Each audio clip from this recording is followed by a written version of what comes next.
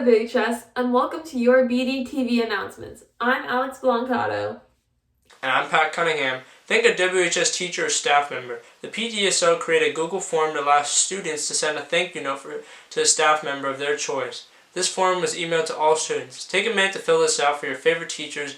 If each form submission, you get an entry into a raffle for a gift card from a local business. And it's time for your BDTV sports update. We go to Gabby Scipione. Gabby? Hi, I'm Gabby Scipione, and welcome to your WHS Weekly Sports Update. On Monday, both girls and boys basketball played Roselle Catholic. Girls basketball ended up winning 57-33. Boys basketball ended up losing 71-36. On Tuesday, girls ice hockey ended up playing Summit and lost 8-0. On Wednesday, boys basketball beat Madison 58-49 in overtime. Girls basketball played Summit and lost 43-38. Boys ice hockey played Montclair and won 7-3. Girls ice hockey plays today at 3:20 against Trinity Hall. And Friday, boys ice hockey plays Cranford at 7:45. Saturday, boys basketball plays Summit at 10:30, and girls basketball plays New Providence at 1. Thank you and see you next week. Athletes aren't the only ones working to stay fit during the winter. Many people have been trying a variety of workout routines and different ways to stay fit. To show you different ways you can work out and stay safe in your home, here we go to Luke Berry. Working out is tough as it is. With the pandemic coming up on a year and countrywide vaccinations still out of reach, we wanted to ask students at Westfield High School how they have been keeping up with their workout routines. Fortunately for BDTV, Tommy Tardibono and Jack Young stepped up to the task and let us know what they were doing to keep in shape. I work at the Westfield YMCA. I work at Crunch in Garwood on South Ave.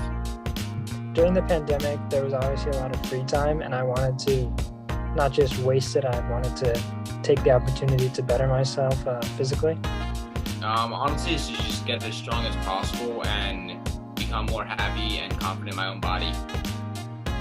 I definitely feel safe working out during the pandemic at the Y. There's a lot of procedures they have, like limited capacity. I think it's 25% capacity in the gym, as well as everyone has to wipe down the equipment when they're done using it, which is really helpful. You just scan in, and then that tells them how many people are actually in the gym. And once they reach their max, they make everyone wait outside. And you have to stay 6 feet apart from everyone. I feel really safe there. Everything's clean, and all the people there are good people, and I know none of them are going around without their masks on. And if they know that they're exposed, they're not going to the gym. Everyone's safe about it, and Crunch takes it very seriously. Tommy and Jack made it clear to us here at BDTV that they felt safe attending their gyms to work out.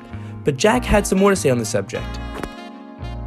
Right now, it's definitely a lot stricter. You have to book an appointment at the Y to work out, which can cause inconveniences because if you're too late, you don't get to lift that day, which has been an issue for me recently.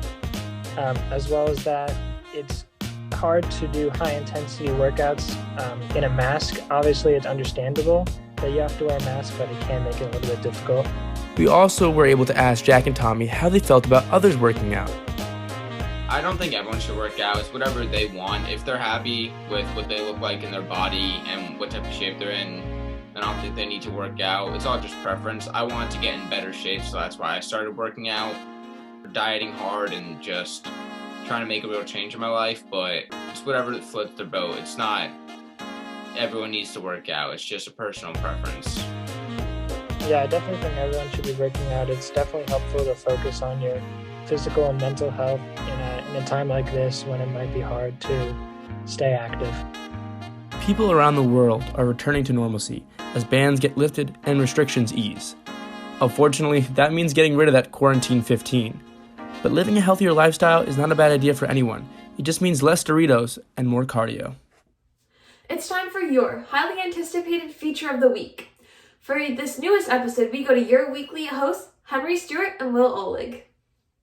Welcome to Westfield Weekly with your hosts, Will Oleg and Henry Stewart. In the news this week is the overhyped Super Bowl matchup we all secretly knew was going to end up that way, and the halftime show that has sparked more memes than praise. Most of the Super Bowl was pretty mediocre this year, but one thing I noticed was right at the beginning. After President Biden's message, a hologram of Vince Lombardi giving a pregame speech was played. I think it's concerning when the ghost of a football coach is more inspiring than any politician in this country. Tesla just bought $1.5 billion in Bitcoin, the sketchiest form of legal currency there is. I'm not sure what they're going for from here, but there's no way that it's really legal. One time I tried to buy a jersey from a sus website using Bitcoin, but I sent the Bitcoin and I never got the jersey. That's 0.004563 Bitcoin I'll never get back. Former Jets head coach Todd Bowles just led one of the greatest defensive performances ever in a Super Bowl. When asked what his message to the Jets is, he said, "It's not me, it's you." SNL, which is definitely not where we got the inspiration for this segment, did one of its most accurate ad spoofs ever with a sketch about adults in their 30s on Zillows. All I have to say is, thank God I'm young. That was a great sketch. In other news, Driver's License temporarily lost its #1 spot on the Billboard Hot 100 last week. Teenage girls everywhere freaked out and started listening to the song so they could remember what it felt like when it was the most popular song, boosting it back to the #1 spot. Thank you so much for tuning in to this week's Westfield Weekly. And that'll be all for this week, WHS. Don't forget to come back next week for another episode and follow us on Instagram and Twitter at WHSBDTV. Until next week, have a good one.